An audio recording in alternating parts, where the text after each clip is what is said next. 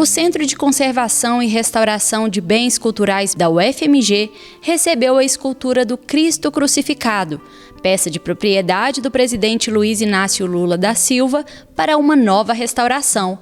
O crucifixo, que acompanhou os 2 primeiros mandatos presidenciais de Lula no gabinete do Palácio do Planalto, já havia sido restaurado pela equipe do SECOR há 20 anos. Na época que nós verificamos essa obra, nós vimos assim que era uma obra antiga e com um aspecto muito diferente de Cristos que nós conhecíamos aqui, né, brasileiros, assim. Vimos que ela tinha características que não eram bem diversas das imagens, principalmente como referência às imagens do barroco. A gente vai pensar do barroco brasileiro, barroco mineiro. E nós restauramos essa peça, fizemos as análises e foi feita a restauração. E ela estava com uma repintura nela que a deixava totalmente escurecida, enegrecida, completamente. E nós fizemos os testes, as análises e vimos que ainda tinha a policromia ainda original. Quando nós fomos fazendo todo o trabalho, né, de reintegração e tal, ela ficou assim, né? Deixa eu chegar aqui para você ver também.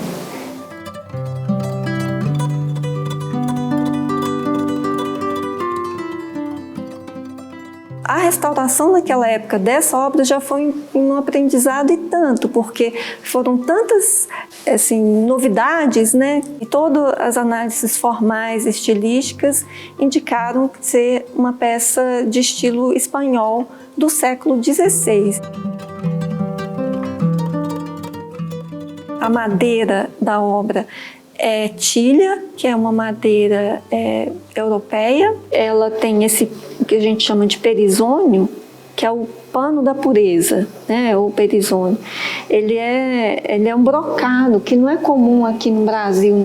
Quando a gente observa ele na luz ultravioleta, na fluorescência, a gente vê os detalhes de desenhos fitomorfos, representação de flor de lis. Então, assim, o Cristo, né, como um rei, também com um tecido desse que só quem usaria seria alguém, né, da realeza, e o Cristo também humano, com pelos no corpo, né, assim, é algo que vem nessa dualidade. Então a representação dele é muito interessante e forte nesse sentido. Quando ele veio, como estava tudo escuro, né, parecia que ele estava com os olhos fechados e não estava. Ele está com os olhos semi-abertos, é o Cristo em agonia.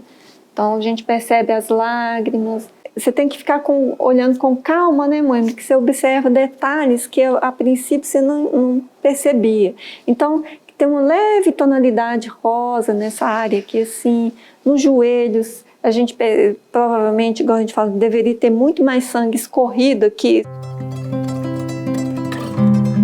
20 anos atrás, ela saiu daqui, né, já restaurada e foi para o Palácio do Planalto. Aí, como eu disse, 20 anos se passaram, ela retorna para o SECOR. Vários fatores que contribuíram para que a obra sofresse uma deterioração durante esse período. Havia áreas com craquelez e desprendimento da camada de pintura. Isso também pode ser em função do ambiente, às vezes a madeira movimenta, isso ajuda também, né, nessa questão. Ela estava com manchas, os blocos dos braços separados. A gente tem 2 fatores aqui que contribuíram para que houvesse esse deslocamento aqui da área de junção do braço, né, aqui com o restante do corpo. Uma própria questão da gente, né, esse manuseio que ela vai para um lado, vai para o outro, né? A outra é a própria colocação dela, fixação dela na parede. Nós fomos pensar num sistema de fixação dessa obra de uma maneira em que ela ficasse mais estável e que ela não ficasse com os pés encostando na parede.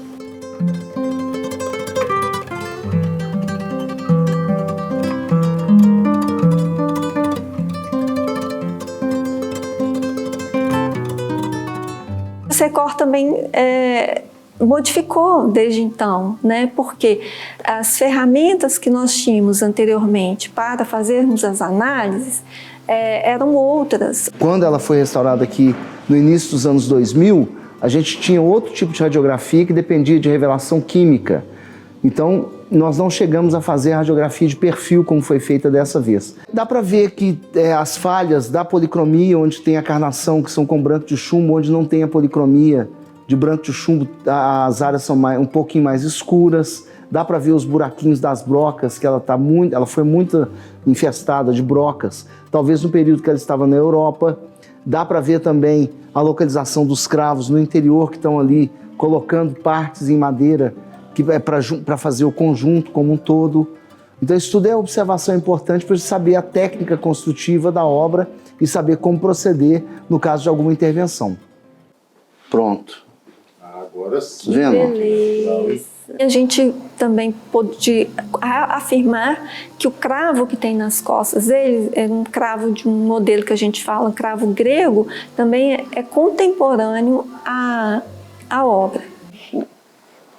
Então vou chegar ali para cá. Chega ali para cá, que aí a gente... Mas já como a gente vai trabalhar aqui mesmo. Eu posso pegar aqui? Tá, e eu pego aqui na perna. Ficou famosa a Sicília, né? Lembra a espanhola que restaurou, né? Até um et homo, e no caso era uma pintura.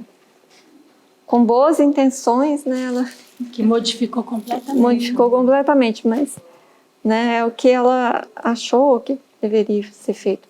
Mas estamos cheios de, não só Sicílias, mas de pessoas que, como não é reconhecido, então qualquer pessoa pode ser restaurador. O Secol tem 40 anos, né, mais de 45 anos de existência. É um bom pedacinho de chão, né? Assim.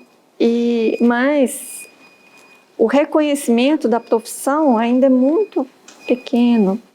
Por um conservador restaurador, ele tem que pensar também que algumas características dessa obra, da forma como ela chega até a gente, é importante que elas sejam mantidas, até mesmo para a gente observar a passagem dela no tempo. Ele chegou, como eu disse, para nós já, né, com essa pedra, não tem a cruz. Esses dedos que foram feitos, né, ali ele veio com essa parte refeita e uma parte aqui do calcanhar do pé esquerdo, né, ali também refeito.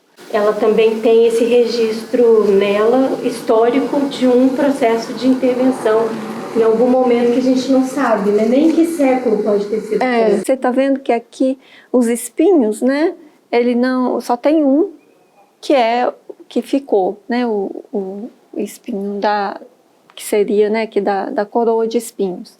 Só sobrou um aqui. Os outros demais, olha, eram blocos que eram colados e se perderam. Quer dizer, a gente poderia complementar até os espinhos. Aí nós iríamos ir complementando, vai complementando, vira outro Cristo, né, assim. A depender de um objeto, se ele vai para uma igreja e tudo, está faltando um dedo ou um olho, a gente faz essas complementações, né, ali. Isso fica muito claro quando é feito. Mas nesse caso aqui específico, a linha, né, que a gente adotou ali é para manter, né, essas modificações que ela sofreu ao longo da história, né, até chegar aqui. Inclusive, como nós dissemos, essas intervenções mais antigas, né, nós mantivemos.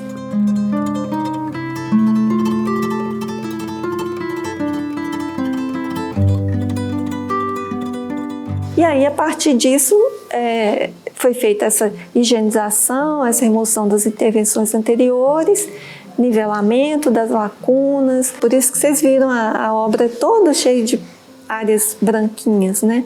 Porque a gente teve que nivelar áreas onde estavam as brocas atacaram, né? Nivelamos essas áreas de perdas e fizemos um novo nivelamento das intervenções que tinham sido retiradas. Eu preciso de um detalhe daqui, ó.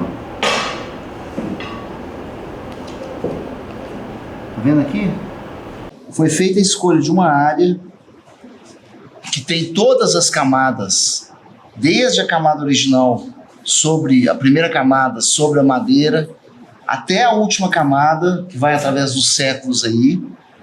E aí a gente precisa de saber essa sequência para identificar o que tem por baixo e o que está por cima e caracterizar, inclusive, bater com os tempos que essa obra viveu. Aí depois disso que vem a reintegração. E reintegrar uma carnação que está cheia de manchas, porque ela tem umas manchas. Isso também é muito complexo e desafiador. Então foi um processo complexo. A gente usou uma técnica que chama pontilhismo.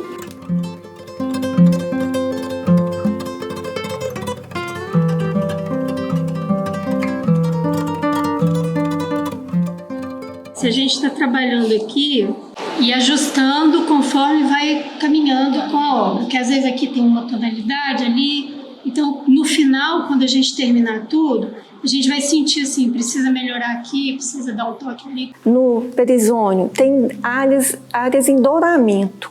Esse douramento, ele tem uma técnica que a gente chama douramento à base de água. Então é a aplicação de folha de ouro. E aí a gente tem uma preparação para chegar até essa folha de ouro. Então, foi possível também estudarmos todas essas estratigrafias, né, da obra e continuando com a mesma linha, usar pigmentos e aglutinantes que fáceis de serem removidos, caso seja necessário, mas que sejam estáveis, mas que sejam fáceis de serem removidos. Toda obra, quando entra no Secor, ela recebe uma pasta dessa. Dentro dela vem uma ficha de identificação, um relatório, né? Então, tudo que é feito nela é passado para essa pasta. Tem uma equipe interdisciplinar que trabalhou e que trabalha em todos os processos de conservação e restauração.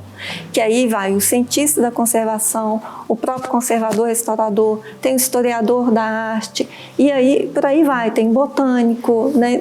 Só vai acrescentando.